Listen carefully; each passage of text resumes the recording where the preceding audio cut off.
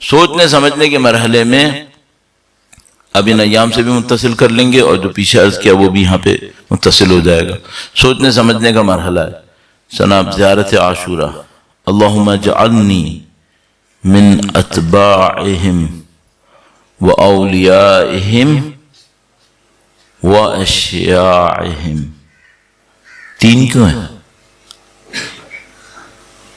ایک کیوں نہیں؟ اچھا، اب زیارت عاشورہ میں ایک بہت عجیب بات جو ذرا کم لوگ سوچ رہے ہیں اس کے اوپر، لیکن بہرحال بالکل واضح جلی جس کو کہتے ہیں روشن آشکار، وہ کیا ہے؟ زیارت عاشورہ کی سند دیکھیں کیا ہے۔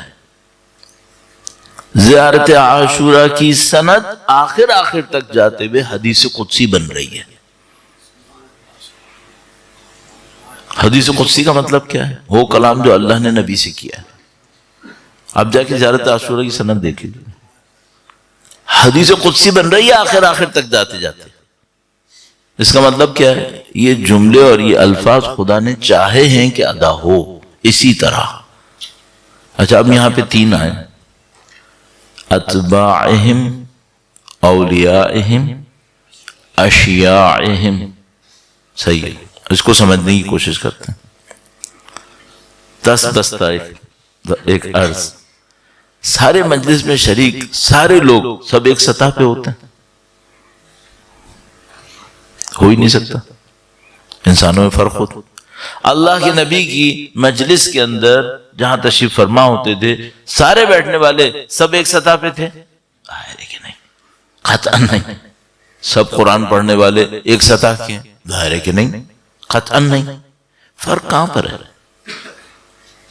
اچھا، جتنے لوگ مجلس میں بیٹھے ہیں، اب اس کو سولو کرنے کی طرف آتے ہیں، محب ہیں یا نہیں ہیں؟ محب ہے۔ محب کا مطلب کیا ہے؟ چاہنے والا۔ محب تو ہے، محب میں چاہنے والے۔ اچھا، چاہنے والا ہو گیا، محب ہو گیا۔ اچھا، اتباع ہیں؟ اتباع کون ہوتے ہیں؟ پیروی کرنے والے، پیروی کرنے والے اتباع ہوتے ہیں۔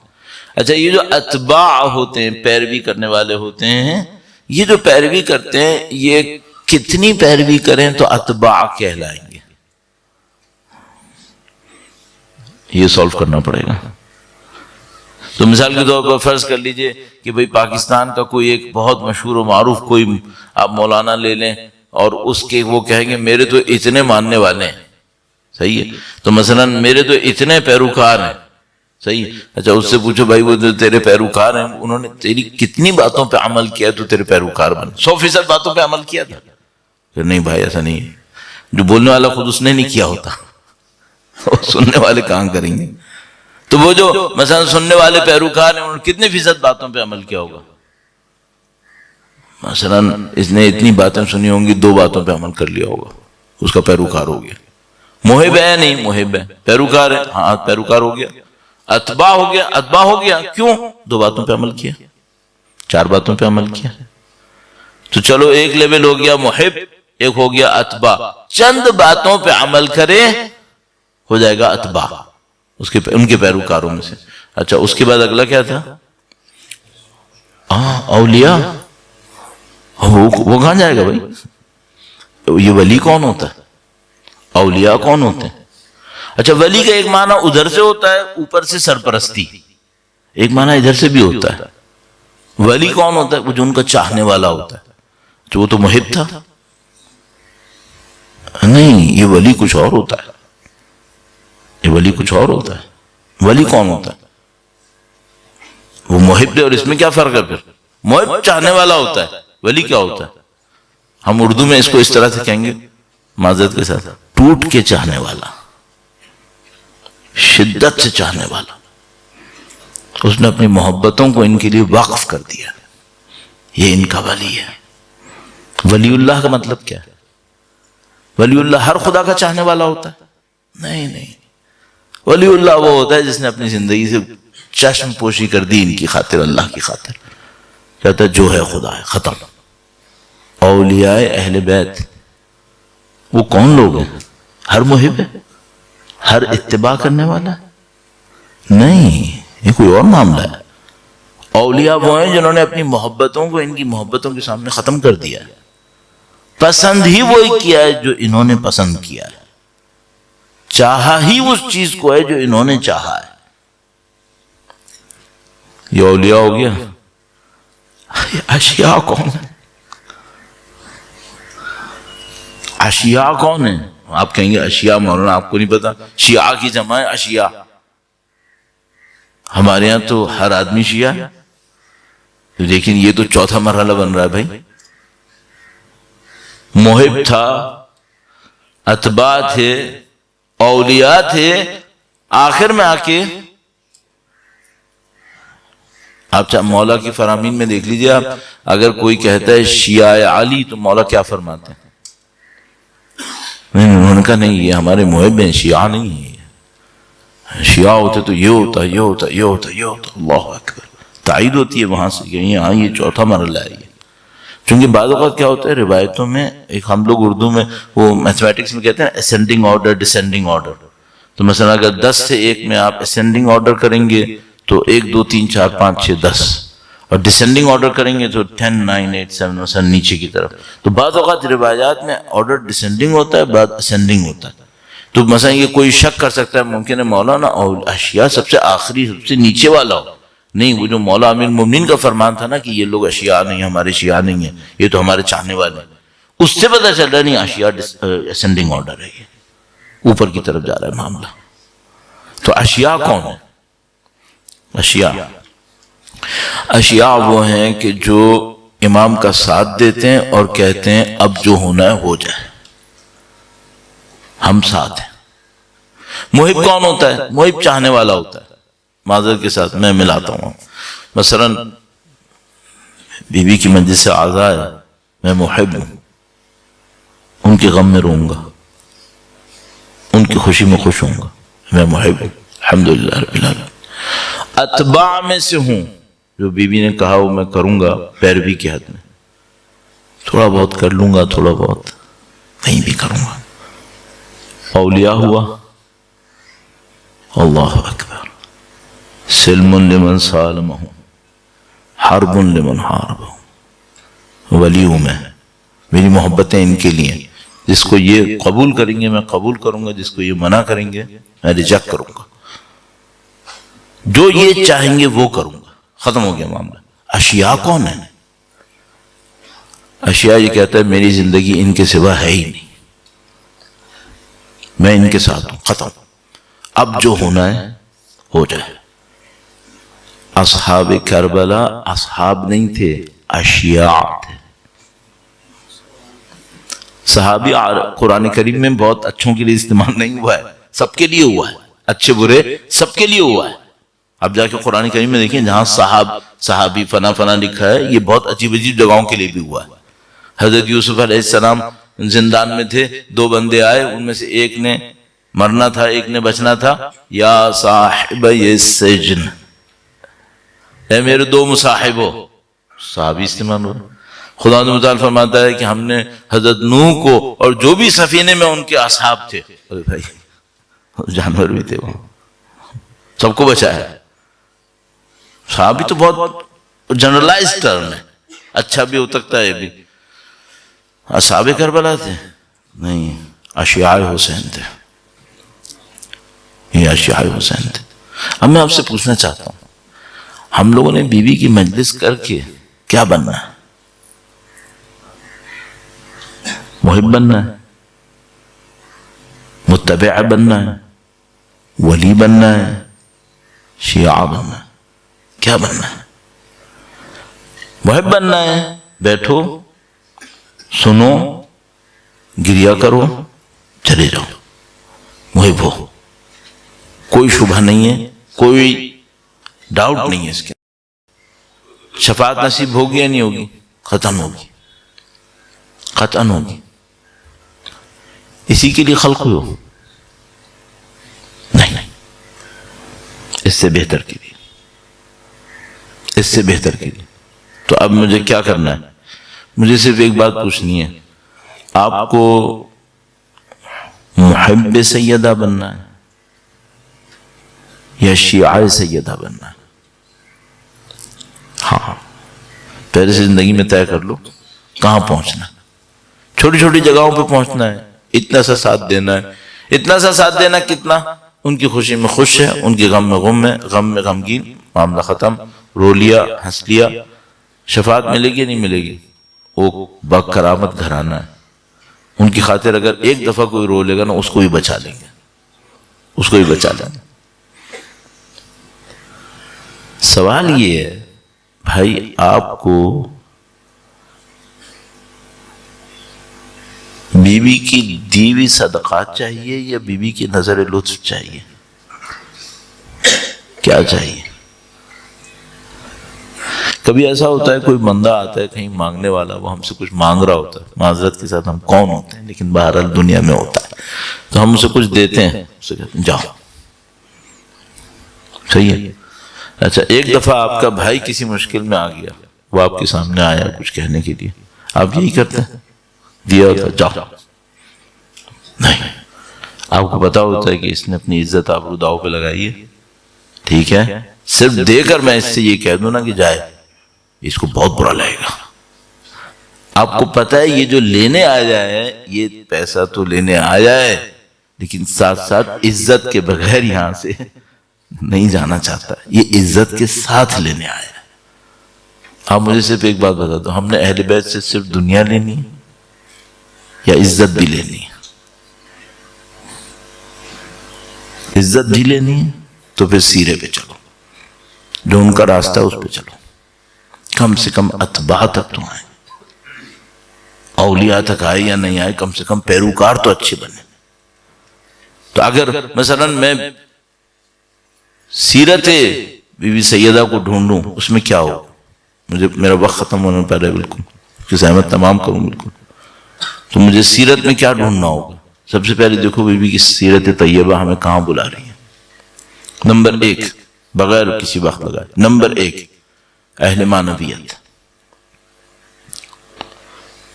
ترہ امتیاز، سب سے بڑا فخر اہل بیت اطہار علیہ السلام کے اندر، پوری کائنات کے اوپر جس کی وجہ سے ان کو برتری حاصل ہے، وہ کیا ہے؟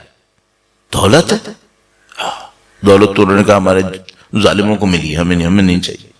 دنیا کی طاقت ہے، انہوں نے کہا نہیں، وہ ظالموں کو ملتی ہے۔ جو انہوں نے کہا کہ ہمارے پاس خدا سے رابطہ ہے۔ آپ کو سیرہ فاطمیہ پہ چلنا ہے، سلام اللہ علیہ، درود بھیجیں محمد و آل محمد، صلی علی محمد مال محمد وعجل فرجہ۔ سیرہ فاطمیہ پہ چلنا ہے، پہلی چیز کیا چاہیے؟ پہلی چیز چاہیے معنویت، اہل معنویت۔ اب پیچھے سے کنیکٹ آپ کر لیجئے، اہل معنویت بننے کے لیے رزق حلال، نماز اول وقت، لوگوں کے ساتھ ہمدردی، اور اللہ کی صحیح معنی میں یاد، اس کے ساتھ گفتگو، یہ اہل معنویت بننے کے بنیادی ترین عناصر ہیں۔ تو مثال کے طور پر ایک جھوٹ انسان کو پتہ نہیں کتنے پیچھے لے جائے گا، سب کو معلوم، اور کوئی نعمت خدا نہیں دیتا سوائے یہ کہ لوگ گناہ کرتے ہیں تو چھنتی ہے، سوائے یہ کہ گناہ کرتے ہیں تو چھنتی ہے۔ تو جو نماز قضا ہوگی، جو عبادت ضائع ہوگی، وہ کہیں نہ کہیں کسی وجہ سے ضائع ہو رہی ہے۔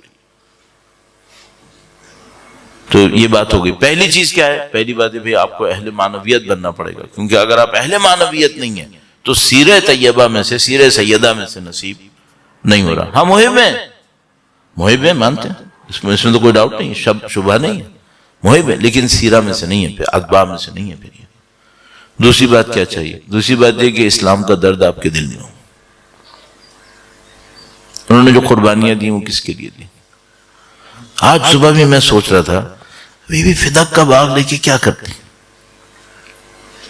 چلو فدق چھوٹا تھا یا بڑا تھا، کسی نے مجھ سے کہا مولانا فدق بہت بڑا تھا، میں نے کہا چلو ٹھیک، فدق بڑا تھا تو کتنا بڑا تھا؟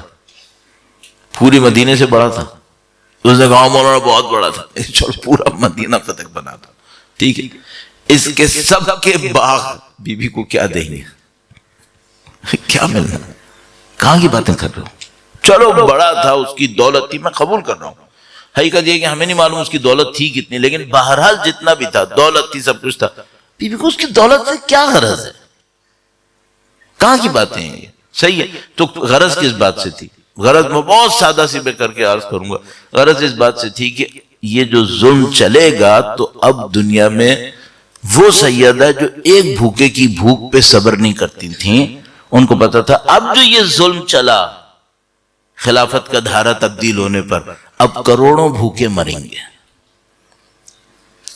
اور سیدہ ایک بھوکے کی بھوک پہ صبر نہیں کرتی تھیں۔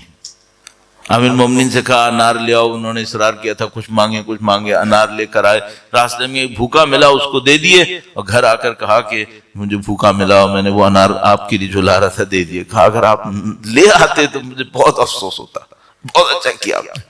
ایک بھوکے کی بھوک پہ صبر نہیں کرتی، صحیح ہے، ان کو پتا تھا جو خلافت کا دھارا تبدیل ہوا ہے نا، اب کروڑوں لوگ بھوکے مریں گے، آج تک مر رہے ہیں۔ دنیا میں جتنا ظلم ہو رہا ہے نا، جتنا ظلم ہو رہا ہے آج تک اگر علی اس وقت حق پہ پہنچتے تو نہ ہوتا، یہ نہیں ہوتا۔ تو بی بی کو پتا تھا۔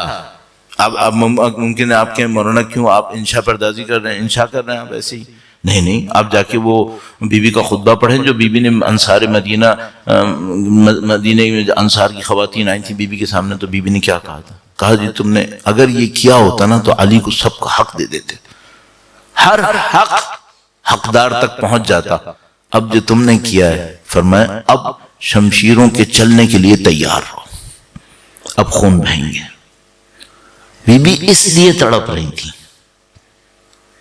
کہ یہ جو حق کا محور خراب ہوا ہے، اب بھوکے بھوکے سوئیں گے، اب ظلم کی شمشیریں چلیں گی، اب نیزے چلیں گے اور سینے چھلنی ہوں گے لوگوں کے، صرف ان کی اولاد کے نہیں، پوری دنیا کے۔ اور ہو رہا ہے، ہوا، دنیا کس کی منتظر ہے؟ ہم سب کو معلوم ہے، اہل دنیا میں ایک خبیر انسان، سمجھنے والے انسان کو پتا ہے دنیا میں کوئی سسٹم اس دنیا کو سنبھالنے کے قابل نہیں ہے ہمارے پاس۔ اسے کیپٹلزم بولو، کمیونزم بولو، فلاں بولو، دنیا کا کوئی سسٹم دنیا کو سنبھالنے کے قابل نہیں ہے۔ یہ پوری دنیا اعتراف کر چکی ہے، اور ابھی جو نہیں کر رہے ہیں یہ بیوقوف بنا رہے ہیں، اندر اعتراف کر چکے ہیں کہ نہیں ہمارے پاس کوئی نظام سنبھالنے کے لیے۔ ہم سب کو معلوم ہے محور حق علی ہے، علی و اولاد علی۔ بی بی اس پر اس غم میں مبتلا ہے کہ اب یہ سارے ستم ہوں گے۔ اس کو دور کرنے کے لیے 40 دن تک ایک کے گھر پہ جا کے کہتی رہیں یہ مت کرو، یہ مت کرو، مت کرو۔ یہ ان کو پتا تھا تم بھوکوں کو بھوکا مار رہے ہو، تمہاری اس حرکت کی وجہ سے کروڑوں انسان اب مریں گے، مت کرو یہ کام۔ سارے ظلم سہے، ساری مصیبتیں اٹھائیں۔ جس نے اپنے گھر کے دروازے پر نبی کی زندگی میں کوئی اچھا پردہ نہیں لٹکایا، وہ درخت مانگنے دربار جائیں گی؟ کوئی مبالغہ آرائی نہیں کر رہا، روایتیں موجود ہیں۔ ایک پردہ لٹکا دیکھا اللہ کے نبی نے، تشریف لائے، دروازے پہ دیکھا، واپس چلے گا، بی بی سمجھ گئی، فوراً پردہ اتارا اور نبی کو بھجوا دیا، اس کو اللہ کی راہ میں صدقہ کر دیا۔ نبی نے فرمایا فاطمہ میرے مزاج کو سمجھنے والی ہے، جس نے زندگی میں اپنے گھر کے اوپر پردہ نہیں لٹکایا وہ نبی کے بعد درخت مانگنے جائیں گی۔ نہیں، درخت مانگنے نہیں گئی تھی، بھوکوں کی بھوک پہ بے صبر ہو گئی تھی، بھوکوں کی بھوک نہیں دیکھی جا رہی تھی انہیں، دیکھیے مظلوم انسان مرے یہ نہیں دیکھا جا رہا تھا ان سے، اس لیے وہ یہ سب جد و جہد انجام فرما رہی تھی۔ آپ سیرہ طیبہ پہ چلنا چاہتے ہیں، سیرہ فاطمیہ، نمبر 1 اہل معنویت بن، نمبر 2 زمین پہ عدل کے لیے آپ کا کوئی نمبر ہونا چاہیے، زمین پر عدل پھیلانے میں آپ کا کوئی کردار ہونا چاہیے۔ نہیں ہے کردار، نعوذ باللہ تعالی، اس کا مطلب ہے سیرے پہ نہیں ہے، اس کا مطلب ہے سیرے سے دور ہے۔ اب آپ کہو میں قرآن پڑھتا ہوں، میں نماز پڑھتا ہوں، میں یہ کرتا ہوں، وہ تو سب کر رہے ہو، ٹھیک ہے، وہ تم اپنی جنت جہنم کے لیے کر رہے ہو، یہ بتاؤ سیرت طیبہ ہم سے کیا ہے تمہارے پاس؟ سیرہ فاطمیہ ہم سے کہتی ہے ظلم پہ خاموش مت بیٹھو، ظلم پہ اپنا رد عمل دکھاؤ، برداشت نہیں کرو.